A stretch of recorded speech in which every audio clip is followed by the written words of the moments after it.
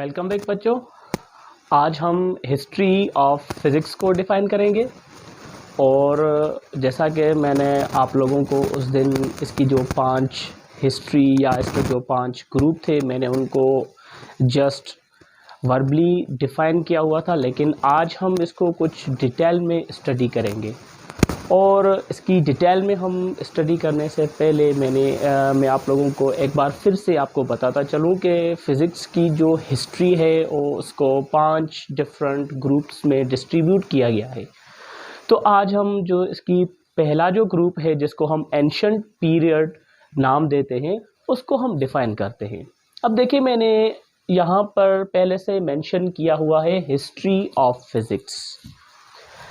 बच्चों ये बात याद रख लें कि जो फिज़िक्स की हिस्ट्री है ना, वो ऐसा समझो इतनी पुरानी है जैसे कि कोई बंदा पहले गारों में रहते थे, केव्स में। अब देखो, उन लोगों के पास इतनी कोई वास्ट स्टडी तो नहीं थी ना, तो वो लोग जब आग जलाते थे तो आग जलाने के लिए वो 2 पत्थर का इस्तेमाल करके उन 2 पत्थरों को रब करते थे। और जैसे ही रब करते थे, रबिंग करने के दौरान एक चिंगारी वहाँ से उठती थी और उस चिंगारी को वो यूज़ करके आग जलाते थे। तो फिज़िक्स की हिस्ट्री भी इतनी ही पुरानी है जितनी किसी इंसान की एज। तो यहाँ पर हम इसको ऐसे भी लिख लेते हैं, the history of physics is old as the history of mankind. जी हाँ, जितनी हम इंसानों की एज पुरानी है उतनी ही फिज़िक्स की हिस्ट्री वो भी उतनी पुरानी है। तो सबसे पहले जो हम हिस्ट्री की बात करते हैं, मैंने यहाँ पे मेंशन किया हुआ है the history of physics is divided into 5 groups. में इसको फिर से हाईलाइट करता चलूँ ताकि आप लोगों को क्लियर हो जाए। हिस्ट्री ऑफ फिज़िक्स, ठीक, हिस्ट्री ऑफ फिज़िक्स। तो फिज़िक्स की हिस्ट्री 5 डिफरेंट ग्रुप्स में डिस्ट्रीब्यूट की गई है। सबसे पहला जो हम पीरियड स्टडी करते हैं वो हम करते हैं एंशंट पीरियड। जी हाँ, एंशंट। अब ये जो एंशंट पीरियड है ये स्टार्ट कब हुआ और ख़त्म कब हुआ? 3000 BCE टू 600 AD तक। इसमें सबसे पहले जो आते हैं एंशंट पीरियड में वो आते हैं इजिप्शियंस, मिस्र वाले, जिनको हम सिंधी में या उर्दू की लैंग्वेज में मिस्र शहर का बुलाते हैं, तो हम उनको इंग्लिश टर्म्स में इजिप्शियंस बुलाते हैं। अब इजिप्शियंस वाले क्या करते थे या उन्होंने क्या किस चीज को मेजर किया? They use to measure land and flood levels. अब कोई बंदा देखो, जब हम क्रिकेट ग्राउंड में खेलना शुरू कर देते हैं तो हम अपनी पिच को मेजर करते हैं। अब उस पिच को मेजर करने के लिए हम एक मीटर रूल तो यूज नहीं करते, कोई एक स्केल तो यूज नहीं करते। वहां पर कुछ बंदे जो हैं या कुछ जो प्लेयर्स होते हैं वो अपनी कदमों को यूज करते हैं। 22 से 24 कदम वो ग्राउंड को मेजर करते थे। वो कहते हैं कि हमारी अब ये जो 24 कदमों की जो पिच बन गई है ना, तो हमारा एक स्टंप उधर लगेगा, एक स्टंप उधर लगेगा। तो ये सबसे पहले हमें इजिप्शियंस वालों ने बताया हुआ था। They use to measure land and flood levels. जी हाँ, फ्लड लेवल के बारे में भी हमें इजिप्शियंस वालों ने ही बताया हुआ था। सबसे पहले क्या क्या किया उन्होंने? कदमों की मदद से उन्होंने हमें जमीन को मेजर करना सिखाया। और हमारी आज के दौर में भी कुछ बंदे जो हैं वो ऐसे ही लैंड को मेजर करते हैं। स्पेशली हम अपनी पिच को मेजर करते हैं इजिप्शियंस के मेथड को यूज करके।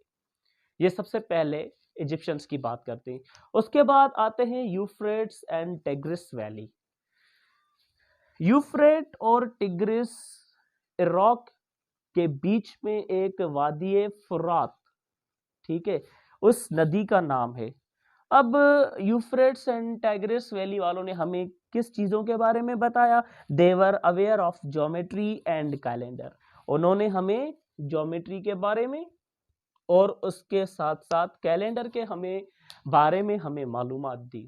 कैलेंडर नाम से ही क्लियर हो गया, जिसमें हम अपनी डेट्स को कंफर्म कर देते हैं। तो कैलेंडर में हम कैलेंडर के साथ साथ ज्योमेट्री का कॉन्सेप्ट यूफ्रेट्स एंड टिग्रिस वालों ने हमें दिया। और उसके बाद चाइनीज आ गए। चाइनीज वालों ने क्या इन्वेंट किया? उन्होंने पेपर। इस वक्त जिस पेपर पे आप लिख रहे हैं, ये सबसे पहले इन्वेंशन किया हुआ है चाइना वालों ने। जी हाँ, चाइनीज, बिल्कुल चाइनीज। और उसके साथ साथ magnetic compass, magnetic needle. Magnetic needle मतलब इस तरह से, अब कोई भी मैग्नेट फर्ज कर ले, ये हम मैग्नेट ले लेते हैं। अब इस मैग्नेट को दो इक्वल पार्ट्स में हम डिस्ट्रीब्यूट करते हैं। एक को हम नाम देते हैं नॉर्थ का और एक को हम नाम देते हैं साउथ का। और इसी मैग्नेट को हम यूज करके अपनी जमीन का नॉर्थ और साउथ पोल को एग्जैक्ट लोकेट कर सकते हैं। तो ये कॉन्सेप्ट भी हमें चाइना वालों ने दिया, एक तो पेपर का और दूसरा मैग्नेटिक कंपास का। मैं कुछ बाद में साइड हो जाऊंगा, ये आप लोग इसको नोट कर लें या स्क्रीनशॉट ले लें, जो आपको अच्छा लगे वैसा ही करें। ओके, उसके बाद आते हैं इंडस वैली।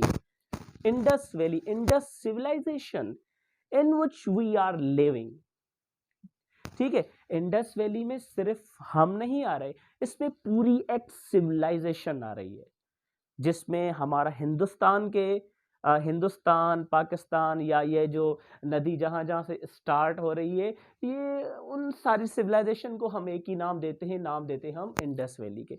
इंडस वैली वाले हम भी इंडस सिविलाइजेशन कहलाते हैं। अब हमारे जो बंदे हैं, they were aware of the pioneers of decimal system. अब डेसिमल सिस्टम किस चीज को कहते हैं? आप लोगों ने मैथमेटिक्स में पढ़ा हुआ है डेसिमल पॉइंट। जी हाँ, आप लोगों के दिमाग में यही सवाल बार बार जो है क्लिक होता है कि हम डेसिमल पॉइंट के बारे में हम जानते हैं, ये डेसिमल सिस्टम का क्या मतलब है? अब डेसिमल पॉइंट मतलब हम कोई भी डाट ले लेते हैं या कोई भी नंबर लिखते हैं, तो उस नंबर के आगे या पीछे एक हम डाट रख लेते हैं, जिसको हम नाम देते हैं डेसिमल पॉइंट का। लेकिन यहाँ पर पायनियर ऑफ डेसिमल सिस्टम का, उस एज में बंदे जो हैं वो अपनी उंगलियों को यूज करते थे। 1 2 3 4 5 6 7 8 9 10। अब वो काउंटिंग जो करते थे वो अपनी उंगलियों पे करते थे, इस 10 फिंगर्स को यूज करते थे। इसलिए हमारी सिविलाइजेशन को नाम दे गया है डेसिमल सिस्टम का, पायनियर्स ऑफ डेसिमल सिस्टम। और इसी डेसिमल सिस्टम, मैथमेटिक्स में डेसिमल का मतलब ही होता है 10, बाइनरी का मतलब होता है 2 और 8 का मतलब होता है ऑक्टल। ठीक है, तो ये भी हमारी एक लैंग्वेज है।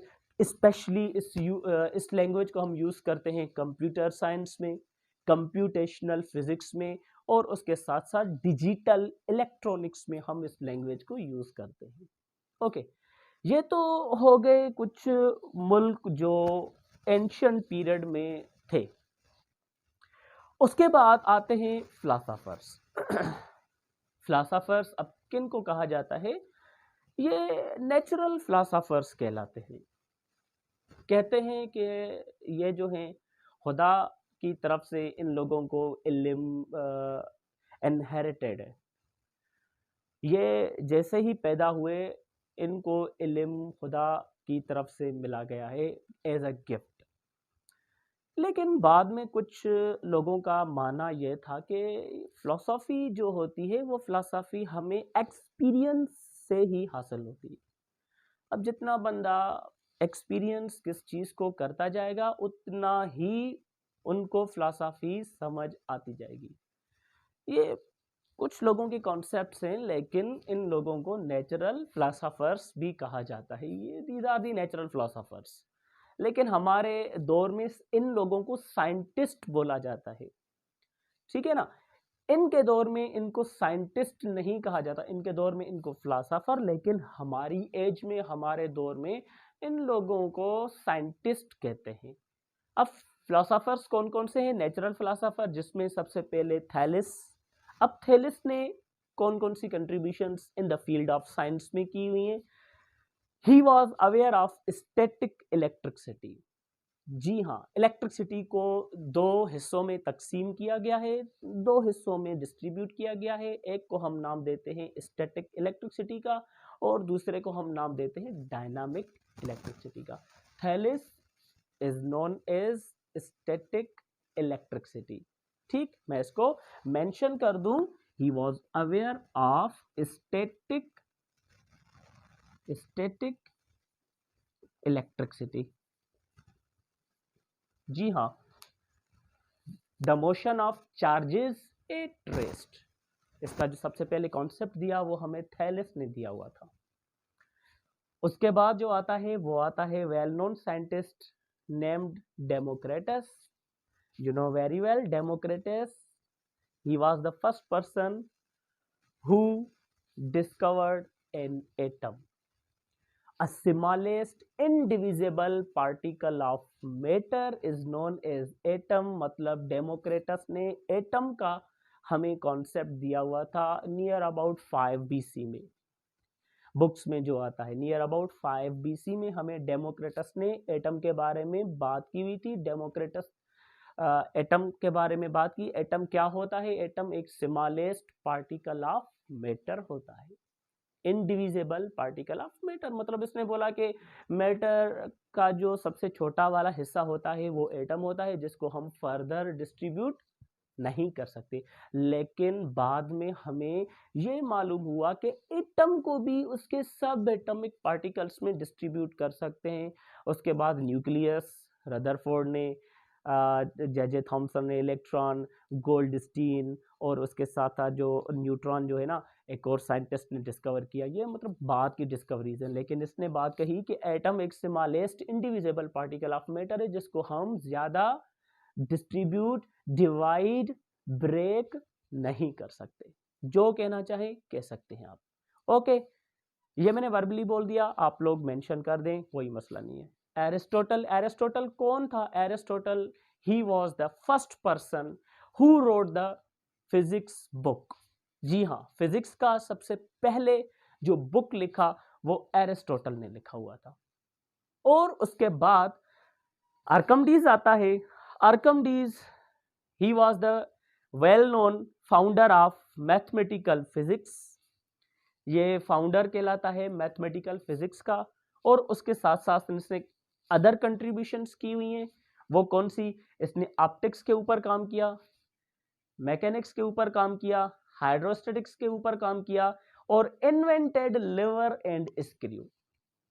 इसने रोशनी के बारे में काम किया, रोशनी क्या होती है, कैसे पैदा होती है, इसके बारे में हमें, ऑप्टिक्स के बारे में भी आर्किमिडीज ने ऑप्टिक्स में भी काम किया हुआ है। और उसके साथ साथ mechanics, the motion of object is known as mechanics. Motion of object के बारे में, अब मोशन ऑफ ऑब्जेक्ट्स और मैकेनिक्स के जो सब टाइप्स हैं वो मैंने पहले लेक्चर में अपलोड किया हुआ है। और उसके साथ साथ हाइड्रोस्टैटिक्स, हाइड्रा कहते हैं हम वाटर को, और स्टैटिक्स हम बोलते हैं रेस्ट को, कि सरफेस ऑफ वाटर के ऊपर जो पार्टिकल्स होते हैं या मॉलिक्यूल्स होते हैं वो रेस्ट में होते हैं। बाकी जो अंदर ऊपर वाले हिस्से से नीचे वाले हिस्से की तरफ फोर्सेस लगती रहती हैं। तो इसने कुछ इस तरह से कुछ कंट्रीब्यूशन की हुई है। और उसके साथ साथ इसने इन्वेंटेड किया हुआ है लिवर एंड स्क्रू। और इसके साथ साथ और भी फिलोसोफर्स आए हुए हैं, जैसे गैलिन, जिसको हम कहते हैं गैलिलो नहीं, गैलिन कहते हैं, या टॉलमी। अदर और भी फिलोसोफर्स हैं जिन्होंने फिजिक्स की फील्ड में या साइंस की फील्ड में बहुत सारे काम किए हुए हैं। इनका पहला जो दौर है वो हम ख़त्म करते हैं यहाँ पर, और हमारा जो दूसरा लेक्चर होगा वो साइंस के बेस पर होगा, स्कोप ऑफ साइंसेस के ऊपर होगा। और उसमें जो सब फील्ड्स आती हैं फिज़िक्स की, इंशाल्लाह कल मैं उनको डिफ़ाइन करने जाऊंगा। तब तक के लिए अपना ख्याल रखिए। अल्लाह हाफ़िज़।